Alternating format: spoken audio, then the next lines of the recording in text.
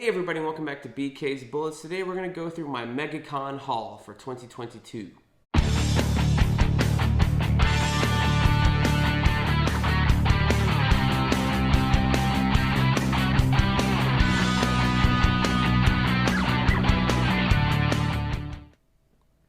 Hey everybody, welcome back to BK's Bullets. As always, I'm your host, Brent, and today we're going to go through my Megacon haul and me talk about my experience about going back to cons after, I don't know, a 3-year hiatus with all this pandemic crap. So let's go through it. So first thing I did is I looked and picked out the day I wanted to go, which was today, Friday. And I looked at the guest list and said, who's appearing? Do I want to get any books signed? Sure. So I picked out some books of the people who were going to be there. Now, I did not know this, but apparently in the last 3 years, maybe it was the last time that I went to a con, but you have to pay to get books signed now? I remember when before my kids were born and I was going to Megacon on a more regular basis, like this was not a thing. I mean, maybe if you had a whole box to get signed or something like that, you would have to pay per book a small fee, or like less than 5 would be, free. But nowadays, writers and artists are apparently charging to get books signed, which I thought was strange. Most of them were 5, some were 10. And so I kind of judged on who I really wanted to get stuff signed from, or who had really cool prints, that kind of stuff. So first guy I went to see was this guy right here, Francesco Mattina. He did the covers for Deceased, or some of the variant ones. All the zombie ones are in the back here, which are really nice. Oh shit, I should have got him to sign a lithograph, but oh well. Anyway, he was a really nice guy. Apparently he doesn't do that very many cons, so he was signing for free. So that's his little signature right there. Very nice guy. Then I went over and saw Maury Hollowell, who's the colorist on Civil War. Mick Niven was also there. There's his signature. But I didn't get around to him because he wasn't showing up until like later in the day at about 1:30. So while at Maury's booth, I did also get this very nice print that is colored by him and drawn by Ed McGuinness. Apparently it's an Ed McGuinness and Maury special. So you're only going to find this at cons, is what Maury said. Like, Ed specifically asked him to color this for a print. So this is something that Ed McGuinness has done, I guess, recently. I find it really cool. I really like the colors on it. Obviously, what I'm trying to do in this new man cave is I want the wall art to be punchy, since I have the gray walls, the black shelves, and a Batman theme. Like, if I'm going to put up art, I want it to be punchy and colorful. Kind of like the comic books that it's dedicated to. So I really like this print. Next guy I went and saw was Yannick Paquette. So I brought him Wonder Woman Earth 1, Volume 1.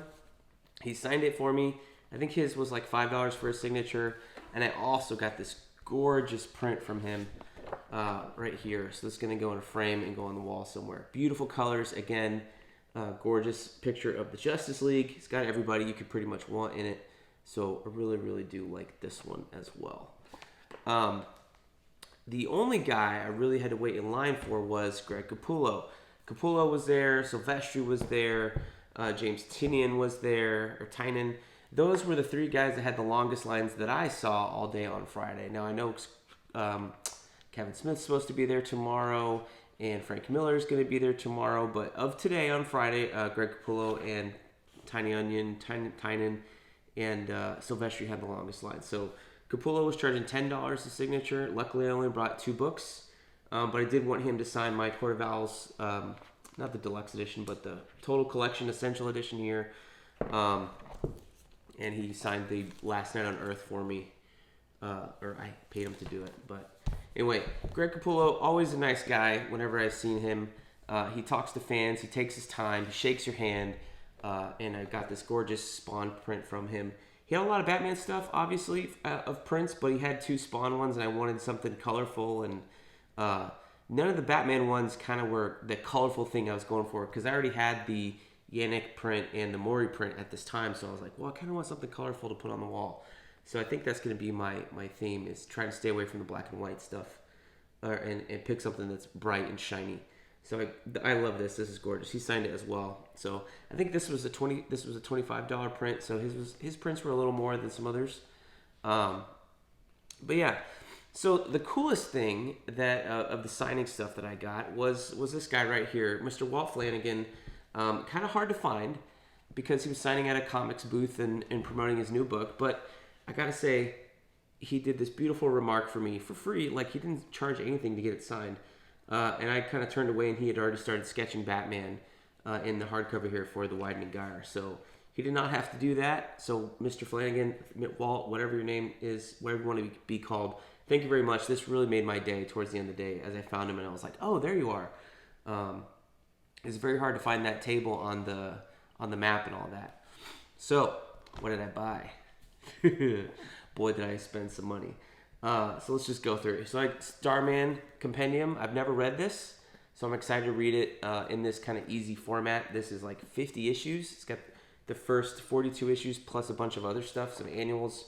Shade the Changing Man. This is James Robinson, Tony Harris, doing a lot of the art here, who did Ex Machina, which I have read Ex Machina. I did really like that.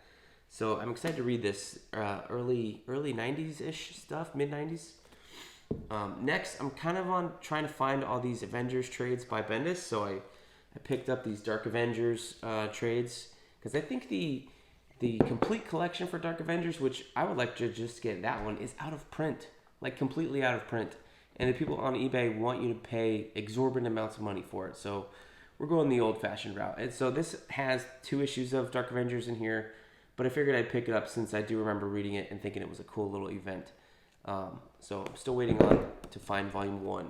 So I got the crossover, Volume 2, Molecule Man, and the Siege tie-in, or at the end of that series. Then, since I have all the Daredevil stuff from Bendis to Brubaker, and then the Mark Waid stuff, I figured, since I found these for relatively cheap, I said, well, let me get the Andy Diggle stuff and the Terrible Shadowland event and just kind of collect the entire thing here, because that's going to be the only piece missing of like the modern Daredevil stuff that I have up until this point. I picked up Trinity Volume 3. I don't know where 1 and 2 are. I don't have them, but this was $7, and I figured, hey, I've seen these. I've seen 1 and 2, I think, on websites or at like used bookshops for exorbitant amounts of money, like $50 each, for some reason. I think because they're out of print and they think they're worth something. But I got this for $7, so I think that was worth it. Since I had the Dark Avengers stuff, I found these, and I figured I would pick up the Thunderbolts, the Warren Ellis stuff that kind of sets up who half those characters are and what they're doing. Also, Mike Deodato Jr. art, can't go wrong there. And then I found a whole bunch of Miles Morales Spider-Man stuff. So I picked up all of these guys. So I got the original trades from the first run, 1, 2, and 3. I think there's a 4th one out there. So I have to find that one at some point, and that'll be the first run of that. And then it got relaunched into Miles Morales Ultimate Spider-Man, I believe. I have to check all my stuff. I think these are the only 2 of that run. And then you had Secret Wars, and then he transitioned into the Marvel Universe, and I found these first 2 of that. So this goes into Civil War 2, I believe. Or one of these does. This one does, maybe. So I guess I'm going to collect more Miles Morales stuff. I love the character, don't get me wrong. This I was excited to find. This is Amazing Spider-Man J. Michael Straczynski Volume 2, Revelations. This has the 9/11 issue. If you haven't read that, it starts off the trade. This is like Spider-Man at the Twin Towers falling. It's very, very dramatic. And then also has the issue where Peter reveals his secret to Aunt May. Very impactful issue. So I have Volume 1 of this trade, and then I think I have 3, 4, 7. So I'm missing some other ones. But I snagged this.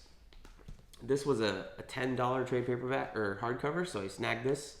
And I know I already have the trade paperback of The End, Green Lantern in the End of Jeff Johns' run, but this is the entire event, so to speak, even though I don't think it really, you need to read everything, but I figured, hey, why the hell not? $10, hardcover. Can't go wrong there, right? I picked up this new Eternals trade paperback. I think this is pretty good stuff. I think it's wrapping up soon, and then it's going to that crossover event with Avengers and X-Men.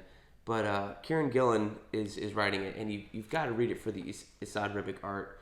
He did God of Thunder, Secret Wars, so really good stuff here. I picked up Fear Itself.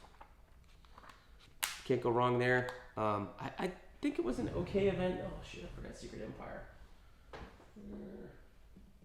didn't pick it out already. I did. Matt Fraction, Stuart Immonen. I think it was okay. I don't remember it being too bad. The next thing I did is I picked up Flash Volume 1 because I bought it from Josh Williamson, who signed it for me.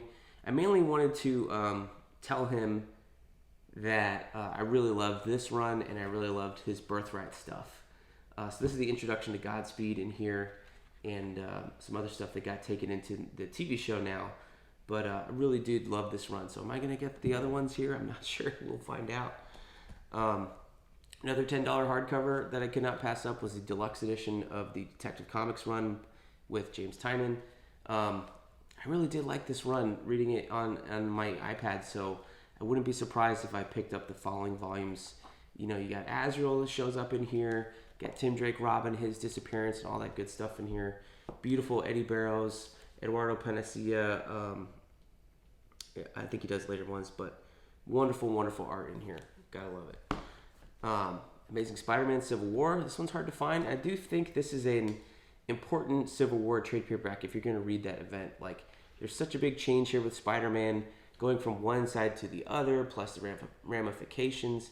I think it's a really, really cool thing to read. So I was excited to find it. It's been hard to find. Next, I picked up these two because I was talking about the Jason Aaron run of the complete collections, and they don't collect Original Sin because it's not really a Thor story per se, but this is. And this is where they brought Angela and kind of made her the sister of Thor and Loki. And I mean, it's story by Jason Aaron. It was really written by Al Ewing, so maybe that's why it's not in the complete collections. Script says Al Ewing on here for the 5 issues. It's got beautiful Simone Bianchi art, plus who else is in here? Lee Garbett, Marco Cicchetto, Simone Kudransky. Beautiful, beautiful stuff. So I picked this up and figured it'd be a nice little addendum to whenever I do get around to doing the Thor by Jason Aaron read through and reviews series. Next, going with the Marvel events, I already had Fear Itself and Original Sin. This is the only other big one that I did not have. Secret Empire. This is kind of a so-so, less than so-so event. Beautiful covers by Mark Brooks, but just kind of a mess, I thought. Ton of artists in here. Daniel Cunha, Andrea Sorrentino, Steve McNiven, Jesus Saez, Lionel Francis Yu. Just kind of all over the place tonally. And I think the thing that made this kind of fall apart was that, A, it was so long, like it's 10 issues plus a 0 issue and a free comic book day issue. And it was so long, it was kind of all over the place art-wise. Not the quality, but just so many artists just made it feel weird. You got Rod Rice in here also, and there was no fallout of Captain America being turned into a Hydra agent, which is the most interesting thing about this book, is that concept, even though it doesn't really deliver on that. So that's kind of a bummer. Lastly, I picked up this guy right here, Trials of Shazam. If you have not seen this, go pick it up. I think it's a wonderful book. So this is kind of the implication of when DC said they were not going to call him Captain Marvel anymore. They killed the wizard Shazam at the beginning of this book, written by Judd Winnick, art by Howard Porter and Mauro Cassioli. And they made Freddy, they made Billy Batson the wizard, and they made Freddy the hero. Like, that's Billy Batson, but really the hero is Freddy at the end of the book. And it's Freddy getting all the powers of Shazam through the trials and stuff in this wonderful 12-issue storyline. Unfortunately, it never really went anywhere. They kind of undid everything with the New 52. All they did was keep the name. So that's my haul. Let me know what you guys think down below, and we'll see you guys next time in the Funny Pages.